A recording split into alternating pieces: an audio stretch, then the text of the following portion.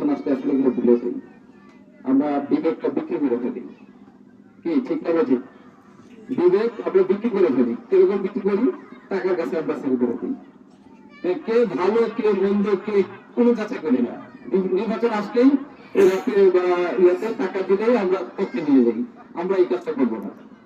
আমরা যে যোগ্য ব্যক্তি তাকে ভোট দিব। সে যদি কিছু না দেয় তারপরেও আপনি বিবেক থেকে তাকে ভোট দিবেন, তাকে নির্বাচন করবেন। কেন করবেন? এলাকাটা যেন ভালো থাকে, ওনার দ্বারা যেন সুষ্ঠু এলাকা যেন ভালো চলে, এই ভালো ব্যক্তিকে আপনি নির্বাচন করবেন। সে যেই হোক ভালো ব্যক্তিকে নির্বাচন করবেন, কোনো বিবেক যেন সেল করবেন না। ঠিক আছে? তা আমরা এখন থেকে ভালো চিন্তা করব, ভালো ভাববো, দেশকে নিয়ে ভাববো, নিজের বিবেককে জাগ্রত করবো। কোনো অন্যায় কাজ আর যাতে কোনো ফ্যাসিস্ট যাতে এরকম আমাদেরকে জিম্মি করতে না পারে সেদিকে সজাগ থাকবো। ধন্যবাদ সবাইকে। আসসালামু আলাইকুম।